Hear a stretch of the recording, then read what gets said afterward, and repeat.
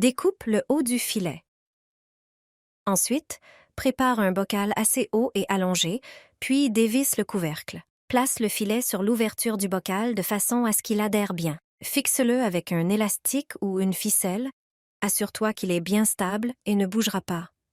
Ensuite, coupe les extrémités du filet avec des ciseaux pour enlever l'excès de matière.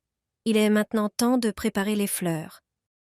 Coupe les tiges en biais pour qu'elles soient plus esthétiques et absorbent mieux l'eau. Insère les tulipes une à une dans les trous du filet. Le filet maintient les tiges en place, ce qui permet aux tulipes de rester droites et rend la composition plus harmonieuse et naturelle. C'est une méthode idéale pour créer une belle disposition florale. Les gens la suspendent chez eux à Noël, sans savoir les dangers qu'elle représente. Ces branches sont un symbole des fêtes de Noël. On l'accroche pour porter chance, bien qu'elle puisse causer des tragédies. S'embrasser sous le gui est une tradition festive. Un baiser sur la bouche avec une personne aimée promet amour et bonheur pour des années. Suspendu au plafond, le gui est censé apporter chance, prospérité et santé aux habitants. Le gui commun arrive dans nos foyers pour Noël, après avoir été coupé des arbres sur lesquels il pousse comme parasite. Sa forme ronde est visible de loin en hiver. Pendant les fêtes, il porte non seulement des feuilles, mais aussi des fruits, de petites baies blanches. Ces baies contiennent de la vicine qui, consommée crue, provoque diarrhée et vomissements. Chez les adultes, ces symptômes ne sont pas mortels, mais pour les jeunes enfants et les animaux, c'est une autre histoire. D'ailleurs, toutes les parties du gui sont plus ou moins toxiques.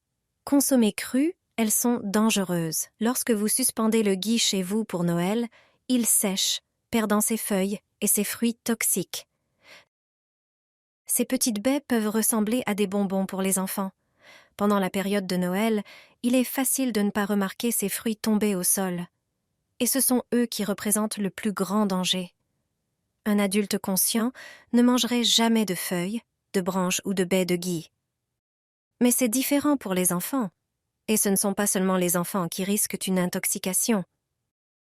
Les chiens et les chats de la maison peuvent également être en danger. Une seule baie suffit à les mettre en péril. Lorsque vous accrocherez du gui chez vous, pensez au risque qu'il peut représenter pour toute votre famille. Les roses resteront fraîches jusqu'à 2 semaines. Il suffit de suivre ces 2 étapes essentielles avant de les mettre dans un vase. Les fleurs sont coupées plusieurs heures ou jours à l'avance, ce qui scelle l'extrémité de leurs tiges, les rendant dures et brunes. Il faut donc les recouper en biais avec un sécateur. Ensuite, plonge les tiges dans un bol d'eau bouillante pendant seulement 10 secondes. L'eau chaude ouvrira les canaux qui permettent à la rose d'absorber l'eau. Dans un autre bol, prépare une solution secrète utilisée par les fleuristes. Place un comprimé d'aspirine dans le bol. Même périmée, elle reste utile pour cet usage. Écrase-la en fine poudre avec un objet lourd. L'aspirine empêche le développement des bactéries, renforce la fleur et la protège contre les moisissures.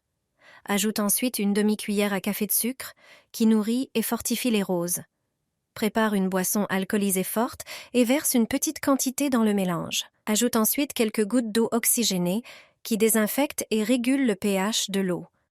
Pour finir, tu peux aussi ajouter un peu de liquide vaisselle.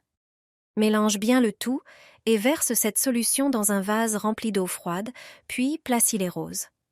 Les ingrédients contenus dans cette eau renforcent les fleurs et empêchent la formation de moisissures, prolongeant ainsi leur durée de vie. Pour un effet optimal, change cette eau tous les 2 jours. Dissous-le dans l'eau et arrose tes pivoines en mars. Cela ne te coûtera qu'1 euro, et dans quelques semaines, leurs tiges plieront sous le poids des bourgeons.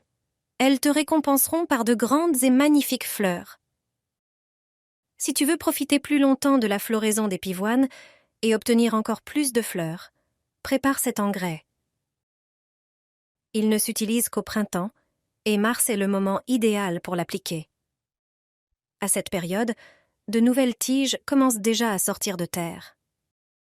Avec les bonnes conditions, ces fleurs impressionneront tout le monde. Un bon engrais leur apportera tout ce dont elles ont besoin. Ce produit, tu l'as sûrement chez toi, et une seule cuillère suffit pour en faire un fertilisant naturel. C'est un engrais parfait pour les plantes acidophiles, comme les pivoines. Il suffit de dissoudre une cuillère à soupe dans un seau d'eau et d'arroser les plantes.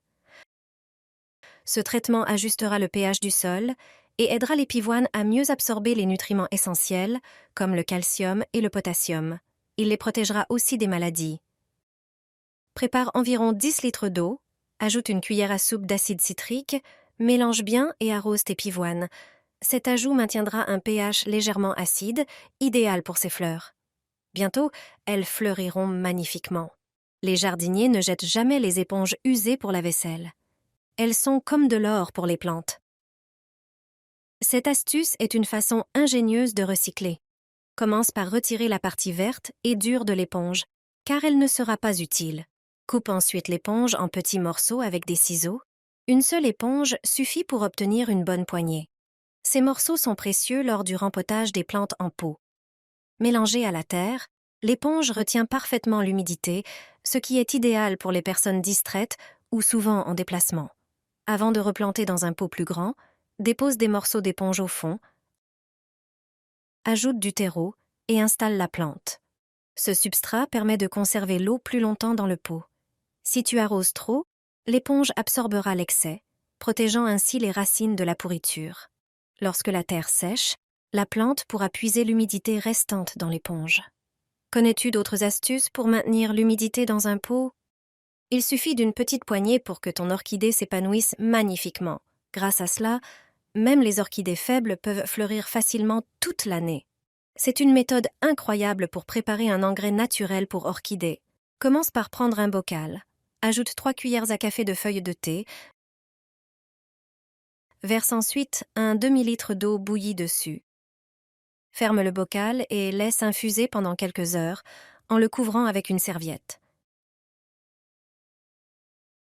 Le lendemain, ouvre le bocal et mélange bien le contenu. Filtre le liquide à l'aide d'une passoire fine pour retirer les feuilles. Dilue ensuite l'engrais obtenu avec 2 litres d'eau. Pour finir, ajoute une cuillère à café de bicarbonate de soude et mélange bien. Imbibe un coton dans ce mélange et frotte délicatement les feuilles de l'orchidée. Ce traitement apporte aux plantes les nutriments essentiels et forme une barrière protectrice contre les parasites. Tes orchidées seront belles et en bonne santé grâce à cet engrais naturel. Ce fertilisant ne coûte rien. Il suffit d'arroser ton Zamioculcas avec pour qu'il produise de nouvelles feuilles. Bien que cette plante soit facile à entretenir, elle ne développe pas souvent de nouvelles pousses. Si tu veux stimuler sa croissance, il faut lui apporter les bons nutriments. Pour préparer cet engrais, un seul ingrédient suffit. Verse du riz dans un bocal et ajoute de l'eau tiède. Laisse reposer quelques heures jusqu'à ce que l'eau devienne trouble. Ce mélange est riche en silicium, fer, magnésium, phosphore, zinc, potassium et vitamines. Arrose ton Zamioculcas avec pour nourrir ses racines et ses tiges. Tu peux aussi utiliser l'eau refroidie après la cuisson du riz. Ce fertilisant est une véritable bombe vitaminée et a également un effet hydratant. Répète l'opération tous les 15 jours et tu verras rapidement de nouvelles pousses apparaître. L'eau de riz modifie l'acidité du sol et protège contre les maladies. Tu peux aussi l'utiliser pour d'autres plantes d'intérieur. Elle ne coûte rien à réaliser et les résultats sont impressionnants.